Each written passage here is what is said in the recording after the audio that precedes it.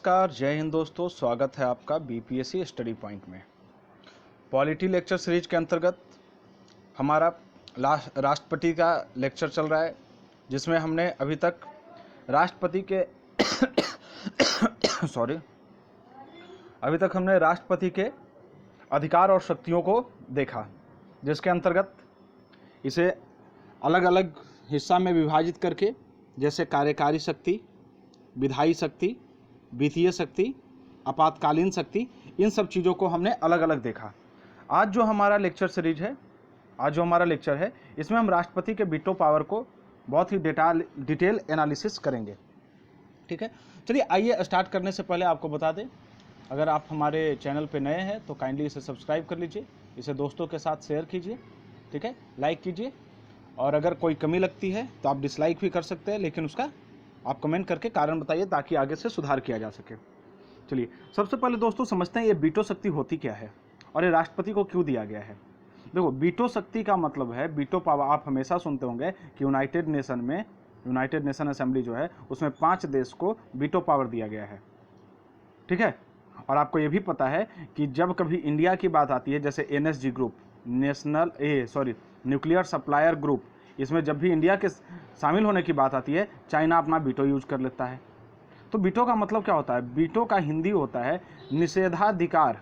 निषेधाधिकार अर्थात किसी भी चीज को निषेध करना, उसे मना करना, न करने के लिए कहना। ठीक है, तो ये राष्ट्रपति को क्यों दिया गया है, इसके बारे में आप समझ सकते हैं। तो आइए इस पॉइंट पर चर्चा करते हैं कि राष्ट्रपति को क्यों दिया गया। तो देखिए, राष्ट्रपति का महत्व क्या है।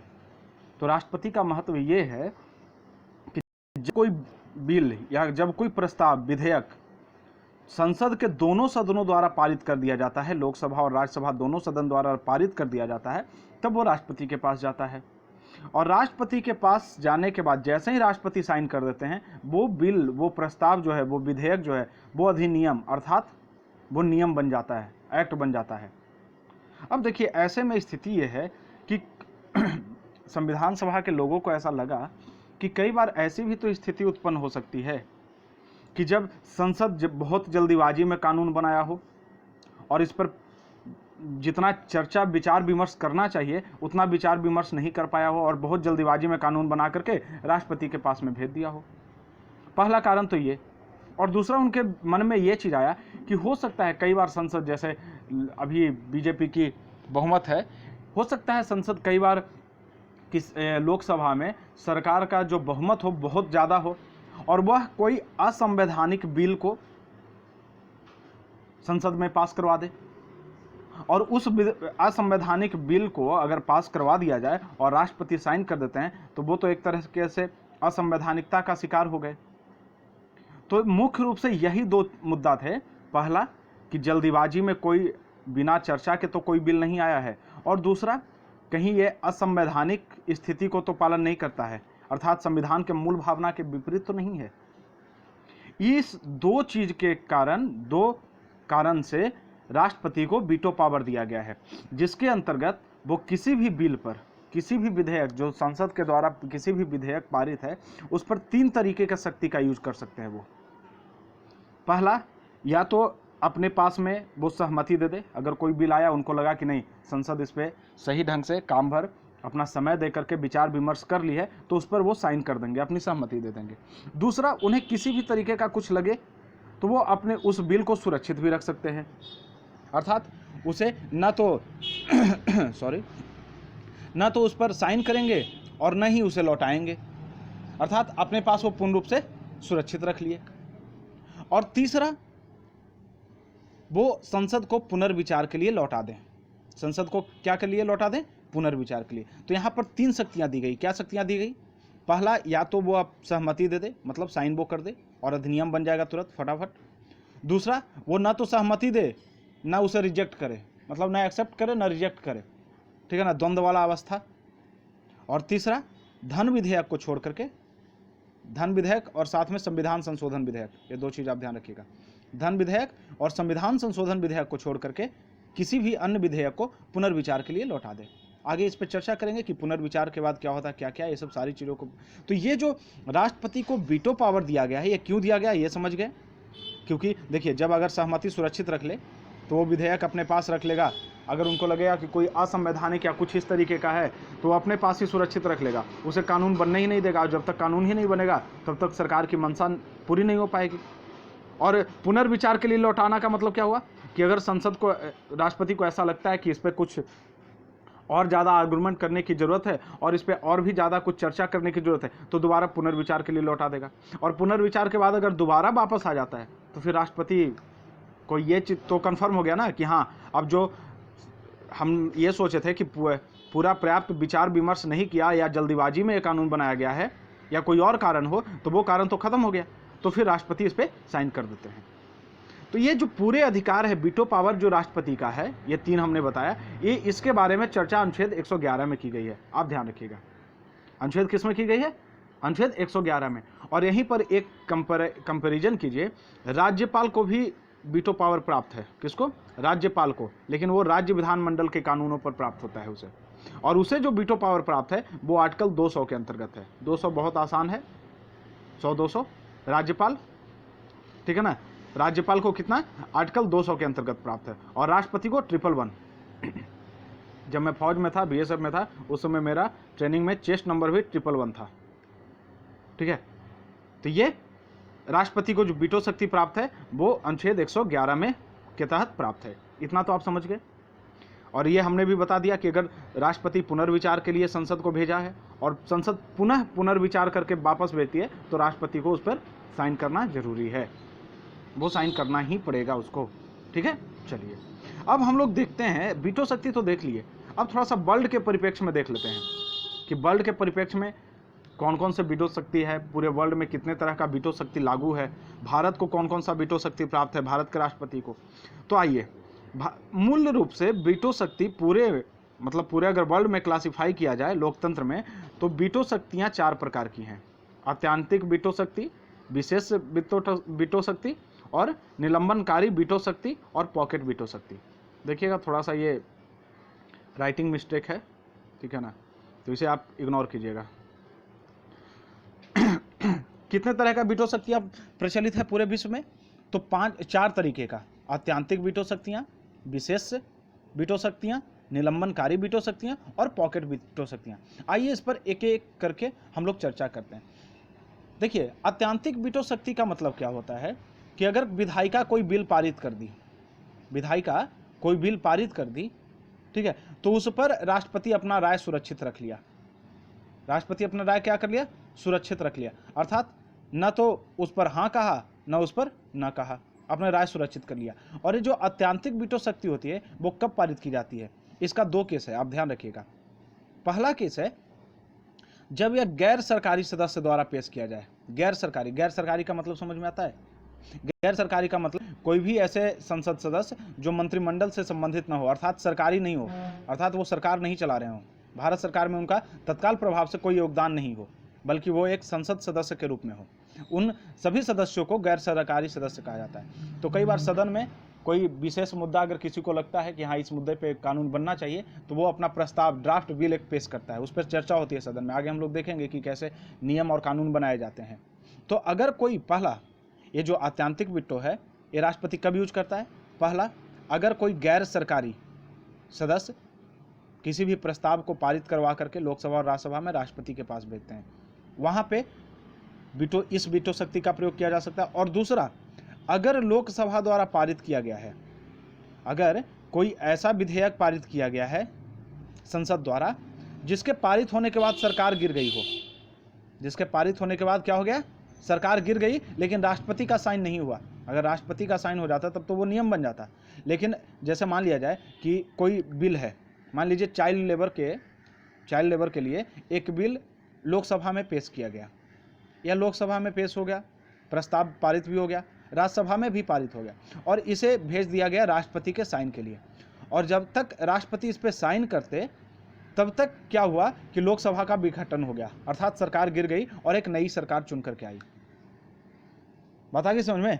एक नई सरकार चुन करके आ गई, ठीक है। अब ऐसे कंडीशन में जो नया मंत्रिमंडल अगर आता है, नया सरकार जो आती है, वो अगर बोलती है कि आप इस विधेयक को खारिज कर दीजिए या इसे पास मत करिए, उस समय राष्ट्रपति आत्यांतिक विटो का यूज करता है। आई होप आप बहुत अच्छे तरीके से इसे समझ गए होंगे। ठीक है, भारत में एक चीज और बताते हैं, भारत में इन 4 वीटो शक्ति में मात्र 3 भारत को प्राप्त है। मात्र 3 नहीं, 3 बहुत है। ठीक है ना, भारत में भारत के राष्ट्रपति को कौन कौन सा प्राप्त है? तो 3। आप बता सकते हैं इनमें कौन सा राष्ट्रपति को प्राप्त नहीं है?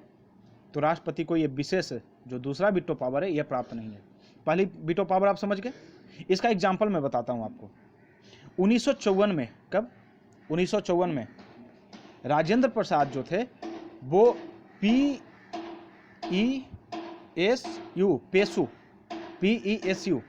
ठीक है ना, ये था पंजाब प्रांत को पेशु कहते थे पहले। ठीक है ना, तो पेशु विनियोग विधेयक पर अपना निर्णय रोक कर रखे थे। कारण क्या था कि जिस समय ये पेशु विनियोग विधेयक आया उस समय वहां पर पंजाब प्रांत में क्या चल रहा था? राष्ट्रपति शासन चल रहा था। ठीक है, और जब ये साइन करने की बात आई तो उस समय राष्ट्रपति शासन हट गई थी। तो इसके बाद जो हमारे राजेंद्र प्रसाद थे प्रेसिडेंट, उन्होंने आत्यांतिक वीटो का उपयोग किया था। इसके साथ एक और है एग्जाम्पल, ये बस एग्जाम्पल है, ऐसा एग्जाम पूछता है नहीं, लेकिन आप फिर भी ध्यान रखिएगा। 1991 में जब राष्ट्रपति आर वेंकटरमन थे, कौन थे? आर वेंकटरमन, उस समय भी संसद सदस्य के लिए पेंशन भत्ता अधिनियम आया कि इसका संसद सदस्य का पेंशन और भत्ता बढ़ना चाहिए, पेमेंट बढ़ना चाहिए, लेकिन पारित होने के पहले लोकसभा का विघटन हो गया, जिसके कारण यह बिल जो है पेंडिंग में रह गया। ठीक है, तो ये 2 एग्जाम्पल था। आप आई होप आप अच्छे तरीके से इसे समझ गए होंगे। आत्यांतिक वीटो कहने का मतलब आप भाई अति कर रहे हो, अब इसका अंत होना चाहिए। मतलब आप इसको देखिए, याद रखने का तरीका, आप अति कर रहे हो, आत्यांतिक वीटो का मतलब आप अति कर रहे हो, अब इसका अंत होना चाहिए। अति कहने का मतलब यहाँ 2 हमने बताया ना, पहला गैर सरकारी, भाई अब सरकार जो है, सरकार को नियम बनाने का काम है ना, आप गैर सरकारी आदमी क्या कर रहे हैं, इसे याद के लिए हम बता, ऐसे तो गैर सरकारी सदस्य भी डाल सकते हैं, लेकिन आत्यांतिक का मतलब अब अति कर रहे हो, अब उसका अंत होना चाहिए। तो पहला गैर सरकारी, भाई गैर सरकारी आदमी तुम आराम से मजे लो ना, तुम्हारा काम क्या है, तुम फालतू का क्यों प्रस्ताव डाल रहे हो? तो चलो तुम हटो, तुम बहुत ज़्यादा अति कर रहे हो, अपने अधिकार क्षेत्र से बाहर जा रहे हो, अब तुम्हारा अंत करते हैं। तो पहला वो हो गया। और दूसरा, जब सरकार का विघटन हो गया हो, तो भाई अब जब तुम सरकार ही नहीं रहे तो तुम्हारा बिल कैसे हम पारित कर दें? तो तुम भी अपने अधिकार क्षेत्र का अतिक्रमण कर रहे हो। तो अति जो भी करता है उसका अंत होता है, चाहे रावण हो या कंस हो। ठीक है, चलिए, तो ये आप इसे इसी रूप में याद रखिएगा। आत्यांतिक मतलब अति का अंत करता है, तो गैर सरकारी या कोई वैसा सरकार जिसका लोकसभा में विघटन हो गया हो। चलिए, सेकंड नंबर पे आते हैं विशेषित वीटो। इसको विशेषित या विशेष वीटो भी कहते हैं।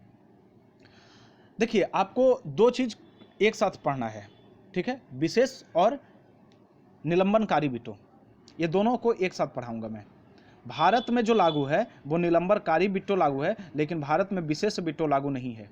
ये कहाँ लागू है? ये अमेरिका में लागू है।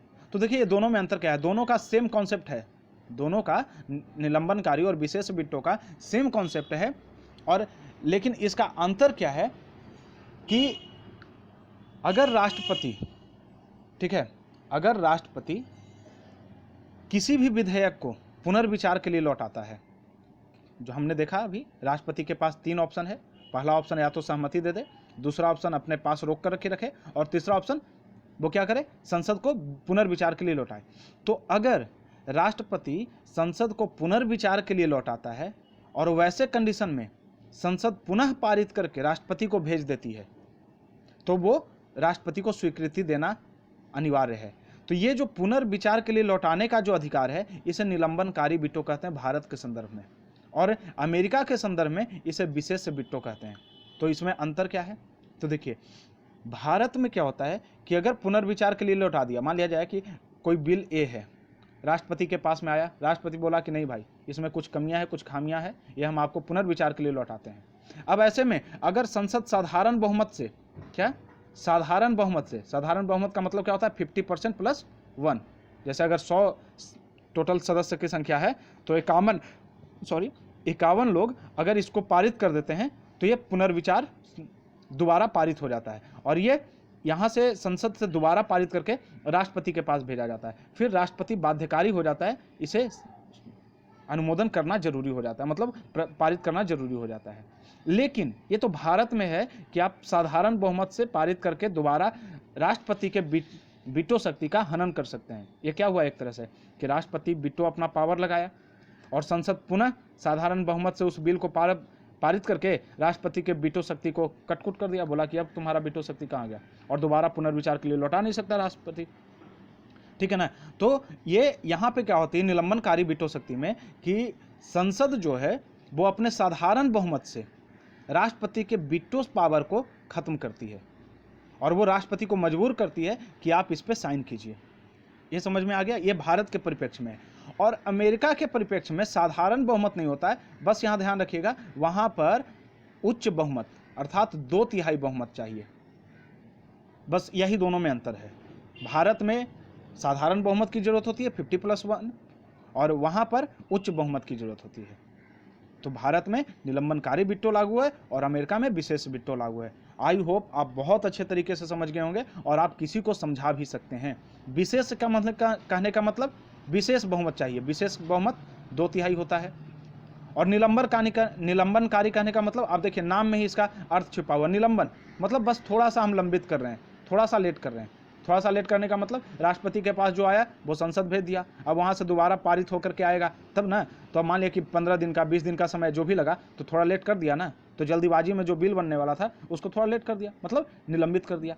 तो देखिए इसके नाम में ही, आप पॉलिटी में अधिकतर चीज़ें नाम में ही छुपी हुई है। जैसे रिट जारी करने की जो शक्ति होती है सुप्रीम कोर्ट, उसका पूरा नाम अब अगर आप अच्छे तरीके से ध्यान में रखें तो आपको रिट में कोई दिक्कत नहीं होगी। तो ये हो गया पूरा का पूरा कन्फर्म। आपको बता दिए कि अगर दोबारा संसद से पारित होकर के जाए तो राष्ट्रपति को बाध्यकारी होता है उस पर साइन करना, ठीक है। ये जो बाध्यकारी वाला नियम है ये कब बनाया गया, ठीक है ना। तो ये बाध्यकारी वाला जो नियम है वो 42वें संविधान संशोधन में बोला गया था। चलिए उसको बाद में देखेंगे, है छोड़िए, अभी देख लीजिए। अब यहां हमने 3 वीटो पावर को देख लिया। अब हमारा लास्ट वीटो पावर है pocket veto. Last veto power क्या है? Pocket veto. और इस वीटो में भारत का राष्ट्रपति अमेरिका से ज़्यादा ताकतवर है। अब आप बोलिएगा कि कैसे ज़्यादा ताकतवर है, तो आइए हम बताते हैं। पॉकेट वीटो का मतलब क्या हुआ? पॉकेट वीटो का मतलब कि भैया कोई विधेयक पारित होकर के संसद से आया और हम अपने पैकेट में छिपा लिए, मतलब छिपा लिए। इसका मतलब क्या हुआ? अब ना हम हाँ कहेंगे, ना लौटाएंगे, ना अस्वीकृत करेंगे, कुछ नहीं करेंगे, बल्कि अनिश्चितकालीन तक के हम अपने पास रखे रहेंगे। अब राष्ट्रपति से ज़्यादा ताकतवर तो है नहीं, तीनों सेना उसके पास है, थल सेना, जल सेना और वायु सेना। अब उसके पैकेट से छीनने का अधिकार किसको है? संसद को भी नहीं। नहीं तो पूरा का पूरा सेना लगा देगी, पूरा का पूरा सेना लगा देंगे राष्ट्रपति। बस एक याद करने के लिए हम बता रहे हैं, ऐसा कुछ है नहीं, ठीक है ना। तो ये पॉकेट वीटो सबसे ज़्यादा ताकतवर वीटो होता है, आप ये ध्यान रखिएगा। आत्यांतिक वीटो जो है, आत्यांतिक वीटो और पॉकेट वीटो का कॉन्सेप्ट एक है, यहाँ ध्यान रखिएगा। इसमें भी जो विधायिका द्वारा पास किया गया विधेयक है उसकी राय राष्ट्रपति सुरक्षित रख लेता है अपने पास, लेकिन यह सिर्फ 2 कंडीशन में होता है, जब गैर सरकारी सदस्य प्रस्तुत करे या वैसे मंत्रिमंडल प्रस्तुत करे जब जो लोकसभा में विघटन हो चुका हो जिसका। लेकिन पॉकेट वीटो जो होता है वो सरकारी सदस्य द्वारा, अर्थात जब सरकार चल रहा है उस समय भी अगर कोई विधेयक पारित किया गया और राष्ट्रपति को लगा कि नहीं ये उचित नहीं है तो वो पॉकेट वीटो का यूज कर सकते हैं। बात आगे समझ में, मतलब पॉकेट में रख लिया। देखिए हमने बताया पहले आपको कि अमेरिका से ज़्यादा ताकतवर है। कैसे ताकतवर है? भारत का राष्ट्रपति पॉकेट वीटो के मामले में अमेरिका से ज़्यादा ताकतवर कैसे? तो भारत के राष्ट्रपति अगर किसी बिल को चाहे तो जितना दिन तक, साल, 2 साल, 10 साल, 50 साल, जितना दिन तक के चाहे उतना दिन तक के उसको रोक करके रख सकता है। लेकिन अमेरिका में मात्र 10 दिन तक रोक सकता है हाईएस्ट। अर्थात अमेरिका के सेंस में पॉकेट वीटो जो है वो निलंबनकारी वीटो का काम करता है। बात आप समझ गए? पूरा कॉन्सेप्ट क्लियर होगा आपका। अगर कोई दिक्कत होती है आप कमेंट करके बताइए, मैं वादा करता हूं आपको पॉलिटी में किसी भी टॉपिक में कोई दिक्कत नहीं होने दूंगा। चलिए इसका एग्जाम्पल देख लेते हैं। इसका एग्जाम्पल क्या है? 1984 में आपको पता होगा ज्ञानी जैल सिंह। 1984 में कौन बने थे राष्ट्रपति? ज्ञानी जैल सिंह। तो ज्ञानी जैल सिंह जो थे, भारतीय डाक अधिनियम जो था उस पर संशोधन अधिनियम था अधिनियम तो पहले ही, भारतीय डाक अधिनियम तो पहले ही बन गया था, लेकिन इस पर संशोधन किया गया था और उस पर यह पॉकेट वीटो लगाए रखे। ठीक है, बात आ गई समझ में? चलिए ये इतना सारा कंप्लीट हो गया, कोई दिक्कत नहीं। इसमें एक तथ्य आपको, एक फैक्ट आपको बताता हूं। 24वां संविधान संशोधन 1971। अब बताइए 1971 में किसकी सरकार थी? तो इंदिरा गांधी की सरकार थी। 24वां संविधान संशोधन 1971 द्वारा यह प्रावधान कर दिया गया कि राष्ट्रपति संविधान संशोधन से संबंधित जितना भी विधेयक होगा, संविधान संशोधन से संबंधित जितना भी विधेयक होगा उस पर स्वीकृति देना उनके लिए बाध्यकारी है। संविधान संशोधन के किसी भी विधेयक पर राष्ट्रपति अपना वीटो पावर यूज नहीं कर सकते हैं। तो इससे पहले हमने बताया था धन विधेयक, ये देखिए यहाँ पे देखिए थर्ड क्लाउज धन विधेयक। तो धन विधेयक के साथ साथ 24वें संविधान संशोधन 1971 द्वारा संविधान संशोधन विधेयक पर भी राष्ट्रपति वीटो शक्ति का यूज नहीं कर सकते, अर्थात राष्ट्रपति को अपना साइन करना जरूरी है, बाध्यकारी है। ये बात आप ध्यान रखिएगा। तो ये हमारा राष्ट्रपति के वीटो शक्तियां खत्म हो गई। इसके साथ राष्ट्रपति को एक और अधिकार है, राज्य विधायिका के संदर्भ में भी राष्ट्रपति को अधिकार है। इसके लिए हमने बताया था आपको, इससे पहले आपको ये भी बताए थे कि आर्टिकल 200 के अंतर्गत राज्यपाल के पास में भी वीटो पावर है। ये हम लोग राज्यपाल के चैप्टर में देखेंगे विशेष। फिर भी आपको बताते हैं राष्ट्रपति को 3 वीटो पावर है, 3 तरीके का। आर्टिकल 111 के हिसाब से राष्ट्रपति 3 तरीके का काम कर सकता है, अपना सहमति दे सकता है, या रोक कर रख सकता है, या पुनर्विचार के लिए लौटा सकता है। लेकिन राज्यपाल को 4 पावर प्राप्त है। क्या क्या देखिए, देखते हैं। सबसे पहला, वो अपना सहमति दे दे, ये तो दोनों में कॉमन। दूसरा, वो पुनर्विचार के लिए लौटा दे, ये भी दोनों में कॉमन। तीसरा, अपने पास रोक ले, ये भी दोनों में कॉमन। और चौथा, राष्ट्रपति के लिए सुरक्षित रख ले। अर्थात अगर राज्यपाल को कभी ऐसा लगा कि राज्य किसी संघीय ढांचा का हनन कर रही है, या केंद्र वाले किसी नियम पे कानून बनाने का कोशिश कर रही है, या कुछ भी वैसा उनको लगा, तो वो राष्ट्रपति के लिए उस बिल को सुरक्षित रख सकता है। तो ये 4 पावर है राज्यपाल को, अनुच्छेद कितने के तहत? 200 के तहत, अनुच्छेद 200 के तहत, ध्यान रखिएगा। तो अब मान लिया जाए कि जब तक राज्यपाल के अधिकार में तब तक तो ठीक। अब राज्यपाल अगर बोल दे कि राष्ट्रपति के लिए हम सुरक्षित रख लिए, तो अब राष्ट्रपति क्या करेंगे उस पर? इसके बारे में किस में बताया गया? तो 200 के बाद तुरंत आ जाइए 201 में राष्ट्रपति को पावर दिया गया है, राज्य विधायिका के जो प्रस्ताव हैं उस पर वो अपना डिसीजन दे सकता है या क्या कर सकता है इसके लिए। तो इसके अंतर्गत उन्हें निम्नलिखित 4 प्रस्ताव उनके पास है, 4 अधिकार है। ठीक है, पहला, राष्ट्रपति उस पर सहमति दे दे, ठीक है। दूसरा, अपनी सहमति सुरक्षित रख ले, ये सारा पहले वाला ही बस रिपीट होते जाएगा, ध्यान रखिएगा। या उसे राज्य विधानमंडल में पुनर्विचार के लिए लौटा सकती है। और चौथा है कि अगर पुनर्विचार के बाद भी आ जाता है तो राष्ट्रपति बाध्यकारी नहीं है उस पर अपना साइन करने के लिए। जिस तरीके से संसद में था कि अगर पुनर्विचार के लिए आ जाता है तो उससे दोबारा बाध्यकारी है ना साइन करना, ठीक है ना। लेकिन राज्य विधानमंडल के केस में ऐसा नहीं होता है। अगर वो दोबारा संशोधन या बिना संशोधन के राष्ट्रपति के पास दोबारा पुनर्विचार के बाद भेजा जाता है तो राष्ट्रपति उस पर साइन देने के लिए बाध्य नहीं है। आई होप आप पूरे तरीके से अच्छे से समझ गए होंगे। चलिए एक और कुछ महत्वपूर्ण तथ्यों को बताते हैं। 42वें संविधान संशोधन, अभी हमने देखा 24वें संविधान संशोधन के अंतर्गत ये व्यवस्था की गई थी कि संविधान संशोधन के संबंधित जितने भी विधेयक आएंगे, जैसे सीए अभी रिसेंटली क्या आया, सिटीजनशिप अमेंडमेंट एक्ट आया, तो क्या इस पे राष्ट्रपति अपना वीटो पावर लगा सकते थे? नहीं लगा सकते थे, क्योंकि ये संविधान संशोधन विधेयक था। ठीक है, तो संविधान संशोधन, और कब से यह अधिकार मिल गया? तो 1971 से राष्ट्रपति को अधिकार समाप्त कर दिया गया, बोला गया कि आप संविधान संशोधन विधेयक पर वीटो नहीं यूज कर सकते हैं। 42वें संविधान संशोधन में आया गया, देखिए 42वें संविधान संशोधन में इंदिरा गांधी की सरकार थी, तानाशाही प्रवृत्ति था। वो बोली कि अगर मंत्रिमंडल कोई प्रस्ताव देता है या कोई सलाह आपको देता है तो राष्ट्रपति को मानना बाध्यकारी है। आपको पता है कि राष्ट्रपति अपने मन से कोई काम नहीं करते हैं, मंत्रिमंडल के सलाह पर ही करते हैं। तो 42वें संविधान संशोधन में बोला गया कि अगर कोई सलाह मंत्रिमंडल या प्रधानमंत्री के द्वारा दिया जाता है तो राष्ट्रपति को मानना ही मानना पड़ेगा, कोई उपाय सेकंड ऑप्शन है ही नहीं। अब ये तो गलत था ना, इससे तो यही पता चल रहा था कि जो सरकार है वो तानाशाह है। इसके बाद जैसे ही मोरारजी देसाई की सरकार बनती है 1978 में, तो 1977 में 1977 में जैसे ही बनती है तो 1978 में 44वें संविधान संशोधन आता है और इसमें थोड़ा सा सुधार किया जाता है। बोला गया कि नहीं, ऐसा नहीं है, राष्ट्रपति चाहे तो एक बार पुनर्विचार के लिए मंत्रिमंडल को भेज सकता है। ये देखिए, ये विधायिका वाली चीज़ नहीं है, ये हम अलग से आपको बता रहे हैं। ये है किसी भी, जैसे मान लिया जाए कि अभी प्रधानमंत्री बोला कि भैया आप यहाँ पर राष्ट्रपति शासन लगा दीजिए, राष्ट्रपति का मन हुआ कि नहीं हम नहीं लगाएं, तो वो अब एक बार और पुनर्विचार के लिए भेज सकता है। लेकिन पहले क्या था, पहले अगर एक बार बोल दिया तो भाई उसको लगाना ही लगाना पड़ेगा, तो ध्यान रखिएगा। उसके बाद अगर संशोधन या बिना संशोधन के पास राष्ट्रपति के पास आता है तो सलाह मानने के लिए सेकंड टाइम में बाध्य रहेगा। कुछ और राष्ट्रपति से संबंधित फैक्ट आपको बताते हैं। राजेंद्र प्रसाद पहले राष्ट्रपति ऐसे थे जो लगातार 2 बार बने और वो अकेला राष्ट्रपति हैं जो 2 बार राष्ट्रपति बन चुके हैं आज तक। एस राधाकृष्णन लगातार 2 बार उपराष्ट्रपति बने और 1 बार राष्ट्रपति बने, इसके बारे में भी ध्यान रखिएगा। नीलम संजीवा रेड्डी एक ऐसे राष्ट्रपति हैं जो निर्विरोध राष्ट्रपति चुने गए। निर्विरोध करने का मतलब इनके अगेंस्ट में कोई खड़ा ही नहीं हुआ।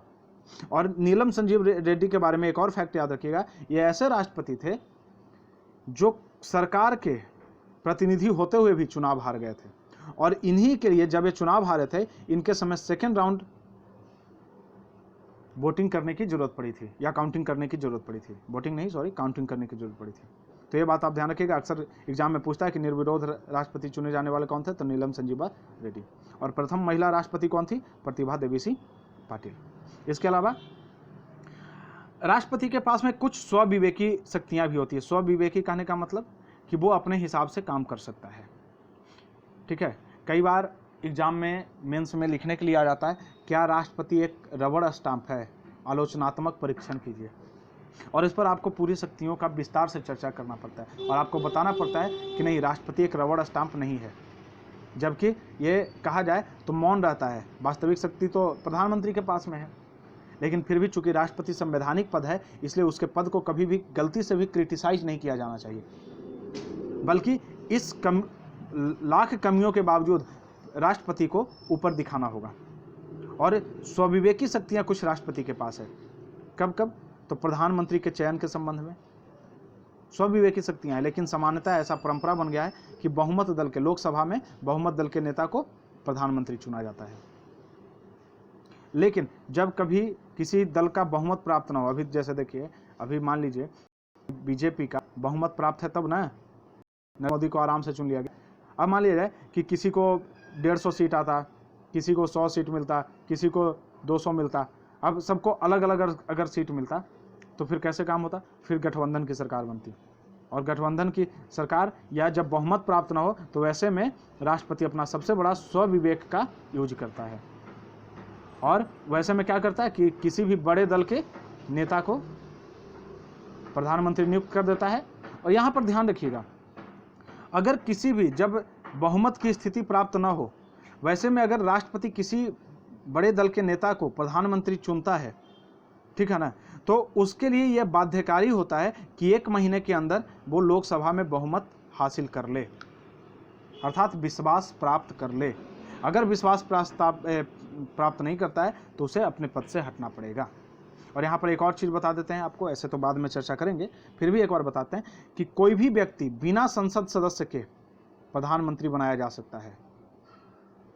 कोई भी व्यक्ति बिना संसद सदस्य के प्रधानमंत्री बनाया जा सकता है। यह राष्ट्रपति के स्वविवेक पर भी, यह भी स्वविवेक की शक्तियां हैं। लेकिन शर्त यह है कि 6 महीना के अंदर वो संसद के दोनों सदन, अर्थात लोकसभा या राज्यसभा, ये दोनों में से किसी एक सदन का सदस्य बन जाना चाहिए।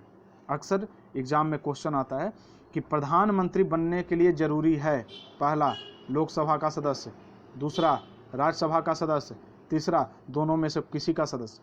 तो प्रधानमंत्री बनने के लिए जरूरी है वो लोकसभा या राज्यसभा दोनों में से किसी का सदस्य हो। जैसे मनमोहन सिंह जो 2 बार बने, वो दोनों बार राज्यसभा के सदस्य के रूप में बने। इसके अलावा राज्यसभा सदस्य के रूप में 1969 में बनी थी।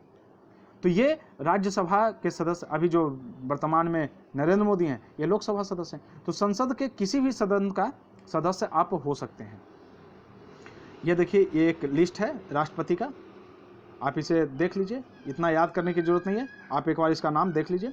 सबसे पहला राजेंद्र प्रसाद थे, उसके बाद दूसरे राधा कृष्णन आए, तीसरे जाकिर हुसैन, फिर बीबी गिरी, उसके बाद फरकुद्दीन अहमद, नीलम संजीवा रेड्डी। यहीं पर ये जो हमने बताया था ना कि नीलम संजीवा रेड्डी सरकार के प्रतिनिधि या सरकार के उम्मीदवार होते हुए भी हार गए थे, तो उनको हराए थे कौन? बीबी गिरी हराए थे। उनको कौन हराए थे? 1969 में बीबी गिरी हराए थे। और पहली बार बीबी गिरी के समय में सेकेंड राउंड काउंटिंग हुई थी। ऐसे पहली बार में ही लोग जीत जाते थे, ये ध्यान रखिएगा। उसके बाद ज्ञानी जैल सिंह आए, आर वेंकट रमन आए, ये बस आपको ध्यान रखना है। उसके बाद APJ अब्दुल कलाम आए, प्रतिभा पाटिल आई, प्रणब मुखर्जी आए, और अभी तो आपको पता ही है कि रामनाथ कोविंद हैं। यहाँ पे देखिए बीबी गिरी 3 मई 1969 से 20 जुलाई 1969 तक के, और न्यायमूर्ति हिदायतुल्लाह भी कार्यवाहक राष्ट्रपति के रूप में काम किए हैं। तो आपको पहले ही हमने बताया था कि अगर राष्ट्रपति का पद खाली हो तो राष्ट्रपति का पद कभी खाली नहीं होता, बल्कि उपराष्ट्रपति, या अगर उपराष्ट्रपति भी ना हो तो सुप्रीम कोर्ट का चीफ जस्टिस राष्ट्रपति के पद पर काम करते हैं। तो अभी तक के एक बार जस्टिस हिदायतुल्लाह 20 जुलाई 1969 से लेकर के 24 अगस्त 1969 तक एक बार राष्ट्रपति के रूप में काम किए हैं। ये हमारा राष्ट्रपति का पूरा लेक्चर समाप्त हो गया। इसमें हमने राष्ट्रपति के तमाम अनुच्छेदों को देखा, राष्ट्रपति के वीटो पावर को देखा, राष्ट्रपति के क्षमादान की शक्ति को देखा, इन सारी चीज़ों को देखा। आइए एक बार इसके अनुच्छेद को रिकॉल करते हैं। अनुच्छेद 52 में सबसे पहले बताया गया है कि भारत का एक राष्ट्रपति होगा, ध्यान रखिएगा। अनुच्छेद 53 में बताया गया भाई अब भारत का राष्ट्रपति होगा तो राष्ट्रपति काम भी तो करेगा, तो राष्ट्रपति जो अपना काम करेंगे या तो खुद करेंगे या अधीनस्थ अधिकारी के माध्यम से करेंगे, अर्थात मंत्रिमंडल या प्रधानमंत्री की सहायता से होंगे। तो इसके लिए अनुच्छेद 53 में बताया गया है। अनुच्छेद 54 और 55 में राष्ट्रपति के निर्वाचन से संबंधित बातें की गई है, ये दोनों में। तो 54 में क्या है? 54 में बताया गया निर्वाचक मंडल के, अर्थात राष्ट्रपति के निर्वाचन में कौन कौन भाग लेंगे, इसके बारे में 54 में बताया गया। आप कमेंट करके बताइए कि राष्ट्रपति के निर्वाचन में कौन कौन भाग लेंगे। उसके बाद 55 में उसकी रीति के बारे में बताया गया है कि कैसे निर्वाचन होगा, ठीक है। तो एकल संक्रमणीय पद्धति होता है और वोट वैल्यू अलग अलग निकाला जाता है, ये हमने डिटेल से चर्चा किया। उसके बाद फिर हमारा 55 हमने देख लिया। फिर अनुच्छेद 56 में, अनुच्छेद 56 जो है उसमें पद अवधि के बारे में बताया गया कि 5 साल के निर्वाचन होगा, इनका 5 साल के लिए निर्वाचन किया जाएगा, और उसके अलावा कभी भी अपना त्यागपत्र उपराष्ट्रपति को दे सकते हैं, और इसके साथ साथ अभियोग द्वारा भी इन्हें हटाया जा सकता है। अभियोग का नाम लिया गया है अनुच्छेद 56 में, लेकिन अभियोग का विस्तार चर्चा अनुच्छेद 61 में किया गया है कि अभियोग की प्रक्रिया क्या होगी। तो यह ध्यान रखिएगा, 5 6 नहीं 6 1, अर्थात 6 में से 5 गया 1, तो 6 में से 5 गया कितना 1। तो 56 में महाभियोग के चर्चा की बात की गई, और 61 में 6 और 1, 61 में किसकी चर्चा की गई है? तो महाभियोग कैसे होगा इसके बारे में। 57 में पुनर्निर्वाचन की बात की गई। पुनर्निर्वाचन करने का मतलब क्या भारत के राष्ट्रपति एक बार से अधिक बन सकते हैं? तो हाँ, बन सकते हैं अनलिमिटेड टाइम के लिए। अमेरिका में सिर्फ 2 बार बनते हैं। 58 में आहारता की बात की गई। आहारता करने का मतलब कि मिनिमम 35 वर्ष का आयु पूरा होना चाहिए, उसके साथ ये लोकसभा के सदस्य बनने के योग्य होने चाहिए, भारत के नागरिक होने चाहिए, किसी लाभ के पद पर न होने चाहिए, ठीक है। अनुच्छेद 60 में शपथ के बारे में दिया गया। तो शपथ कौन दिलवाता है? सुप्रीम कोर्ट का CJI, chief justice of India, या कोई वरिष्ठतम न्यायाधीश अगर ये नहीं है तो, ठीक है। 61 में हमने बता दिया महाभियोग की चर्चा है। 72 में क्षमादान करने की शक्ति प्राप्त है। 5 तरीके से क्षमादान किया जाता है, आपको पता है, तो ये 72 में दी गई है। 74 में इनके सलाह के लिए एक मंत्रिपरिषद, जो यहाँ पे है ना कि अधीनस्थ अधिकारियों से, 53 में बताया गया कि अधीनस्थ अधिकारियों से अपने शक्ति का प्रयोग करेंगे। तो वो अधीनस्थ अधिकारी में कौन होंगे? तो उनके सलाह करने के लिए अनुच्छेद 74 में बोला गया एक मंत्रिपरिषद के लिए, जिसका प्रधान प्रधानमंत्री होता है। अनुच्छेद 111 में विधेयक पर सहमति से संबंधित इनके अधिकार है, ये हमने दे दिया था। 3 अधिकार है, सहमति दे सकता है, या अपने पास सुरक्षित रह सकता है, या पुनर्विचार के लिए लौटा सकता है। अनुच्छेद 111। अनुच्छेद 112 के अंतर्गत ये वार्षिक वित्तीय विवरण संसद के समक्ष प्रस्तुत करवाते हैं, अर्थात बजट का जो चर्चा किया गया है वो अनुच्छेद 112 में किया गया है। जितने भी हम बता रहे हैं ना अभी अनुच्छेद, ये सारे इंपॉर्टेंट है, आप ध्यान रखिएगा। अनुच्छेद 123 बहुत ज़्यादा इंपॉर्टेंट अध्यादेश से संबंधित हमने सारे तथ्यों को रखा था आपके सामने। और 143 आई लव यू अर्थात सुप्रीम कोर्ट को बोलता है कि भाई अब फंस गए, अब हमारी मदद करो। कोई आदमी फंसता है तो उसकी मदद कौन करता है? जो उसके चहेते होते हैं, जो उसका शुभचिंतक होता है। तो ये राष्ट्रपति सलाह ले सकता है सुप्रीम कोर्ट से। तो इस तरीके से हमने देख लिया कि राष्ट्रपति के पास में बहुत पावर है, असीमित पावर है, इसके बावजूद इनको रबड़ स्टाम्प कहा जाता है। तो आप एक मेंस का क्वेश्चन लिखिएगा कि राष्ट्रपति को रबड़ स्टाम्प क्यों कहा जाता है। चलिए, इन्हीं के साथ अब ये लेक्चर हमारा समाप्त होता है। अच्छा लगे तो लाइक कीजिए, सब्सक्राइब कीजिए, दोस्तों के साथ शेयर कीजिए। अच्छा ना लगे तो डिसलाइक कीजिए और कमेंट में कारण बता दीजिए। बहुत बहुत धन्यवाद।